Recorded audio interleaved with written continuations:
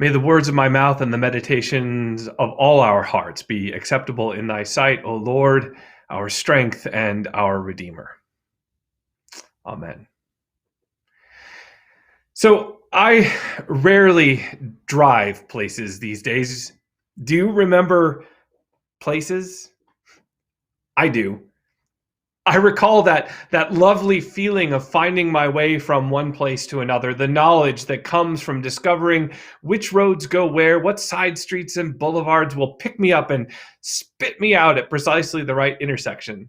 Sometimes on Sundays in the before time, when both Erin and I needed to drive separately to church, I would get to leave on those lucky days for home when she and the kids left. And there was always this weird pleasure in being able to beat her and the family home, to arrive by routes not picked by Siri or Google, and then to slip into the garage before she did.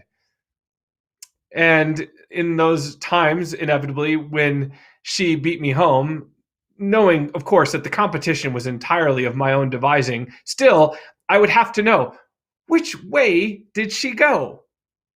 I admit it.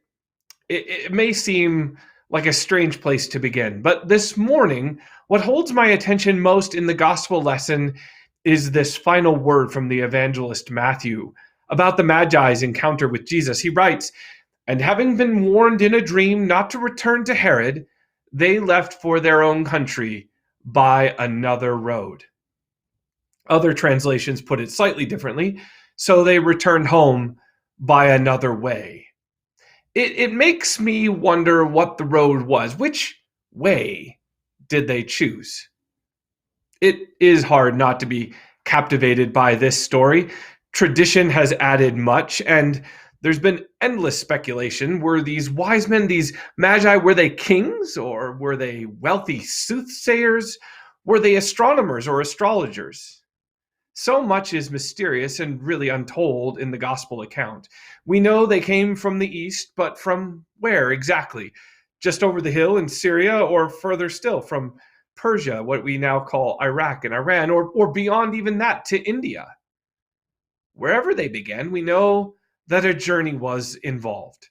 They had to plan and prepare, likely for all kinds of possibilities and eventualities. After all, they were following a heavenly body, a star, we are told, and where it would lead, they could not know. It is strange, then, given their supposed wisdom, that they enter the story in Jerusalem, some 9 or 10 miles off course from their actual destination of Bethlehem. While they could not know exactly where the star was leading, they had to know they were not yet there. Why then do they detour into Jerusalem? Why not press on in the direction they'd been headed? Why go that way? They had to know that this was a place of power, the seat of the current king, and that to be wandering around talking about a new king was bound to raise the ire and fear of the current one.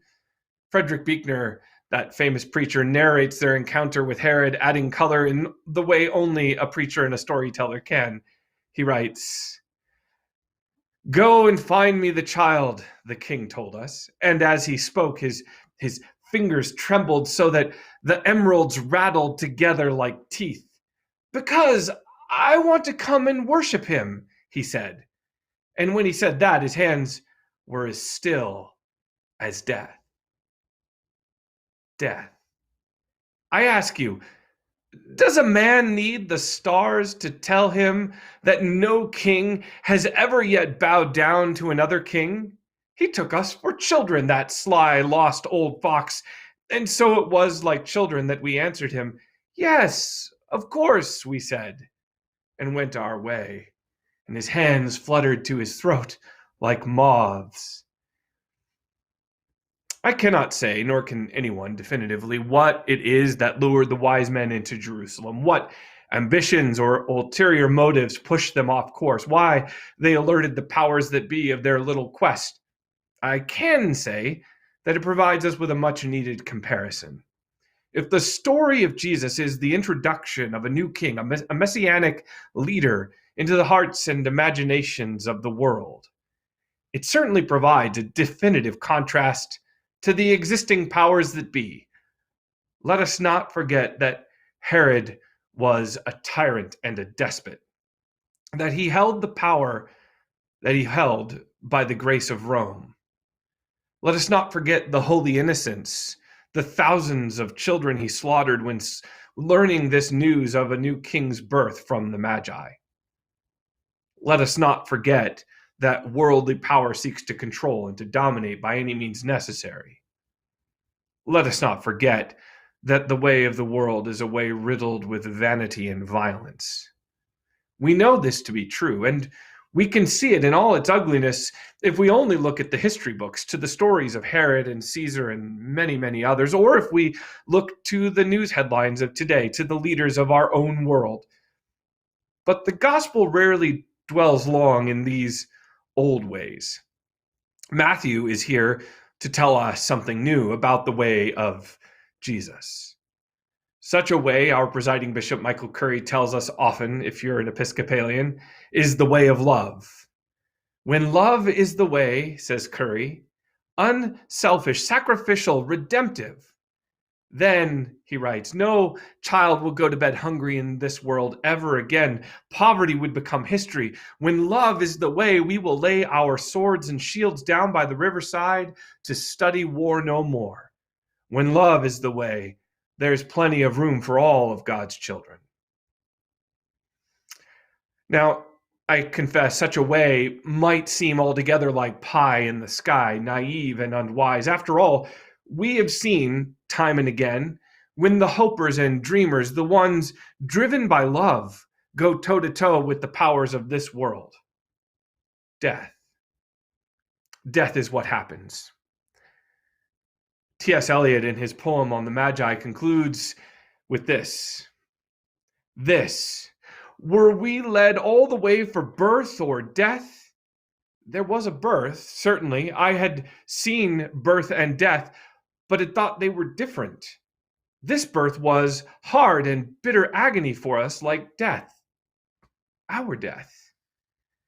We returned to our places, these kingdoms, but no longer at ease here in the old dispensation with an alien people clutching their gods. I should be glad of another death, he says. The story of the Magi is the story of a transformative encounter. They arrive by paths unknown from a world of ambition, of power and wealth, to arrive at the foot of a child, Jesus, a peasant, a nobody really. And the encounter marks their lives in such a profound way that they cannot betray him. They cannot but leave by a different road, a new way. Such is the promise of the incarnation, that things sublime and things divine have come to us in what is earthen and humble and plain, that God is made known to us, revealing the divine life, but also exposing what it truly means to be human. The revelation of the incarnation, the great epiphany of this moment, is that the way to be human has little to do with power and ambition, about who or what we can control, about that little or large space of the world we can have dominion over.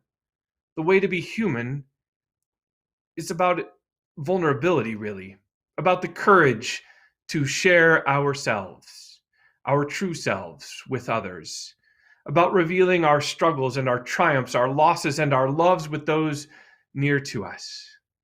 So in this way, death is surely present, because death is a natural part of life, yes, but also present because of what else has to die in order to truly live. Last week, Barbara brought up one of my favorites, Star Trek, when reflecting on the gospel. And this week, my mind was drawn to that other famous universe, or a galaxy far, far away, to Star Wars and the new show, The Mandalorian. In it, and I apologize if this is a bit of a spoiler for those who haven't yet watched. You can plug your ears until I raise my hand again. The story unfolds the world of Mandalore and the Mandalorians, a planet originally whose inhabitants, warriors, live by an ancient code. With the destruction of their homeland, these Mandalorians in the show now roam the galaxy as rogues, mercenaries, and assassins, still bound by that ancient code. And a piece of this code, an essential piece of this code, is that they must never, under any circumstances, show their face to the world. Their helmets and masks must remain on at all times, preventing them from forming deep, real friendships, relationships of vulnerability, from exposing their truest selves. At some point in this most recent season, the star of the show, The Mandalorian, who has formed a bond with a young child against all odds, a being of the same race as the now famous Yoda, one universally known, even if you've never seen the movies, a young being, a child named Grogu. And he's on a quest to rescue this child from his evil captors. And the Mandalorian faces a decision point. A computer must read his face in order to reveal essential information that will lead him to find the captive child. Now, the Mandalorian loves Grogu. This much is apparent as the show progresses. But will he violate the code, what the Mandalorians call the way, and reveal his face in public for love of the child? You'll have to tune in to find out. But you see, the dilemma itself, nothing actually more than this, echoes the themes of our gospel this morning. Will we, for pride and vanity, for our need to control and dominate, to follow some heretofore unspoken way, will we hide what is essential and human, what is vulnerable? Or will we choose a new way, the way of Jesus, the way of love, of self-offering and self-sacrifice? With a new year, we are shown again this truth, that all our journeys, all our ways lead through struggle and challenge. 2020 has made this abundantly clear. But as theologian Karl Rahner says, these paths can also each be their own journey to God, a pilgrimage, he says, a pilgrimage to the absolute. He writes, "You will lose much on the way. Let it go. Gold of love, incense of yearning, myrrh of suffering. These you certainly have with you. He shall accept them, and we shall find him." And once we have found him, we will discover that another way home is possible. A way, I would argue, in the world that is defined by love, by sacrifice and self-giving. As Buechner concludes his rendering of the three wise men story, he says, or really one of the wise men says, "I will ask you a terrible question, and God knows I ask it also of myself. Is the truth beyond all truth, beyond the stars, just this, that to live without him is the real death, that to die with him is the only life?" This, my friends, is the way to find Jesus, who humbled himself to share our humanity, who restores our human nature, and in him to find our truest, most God-given selves. Amen.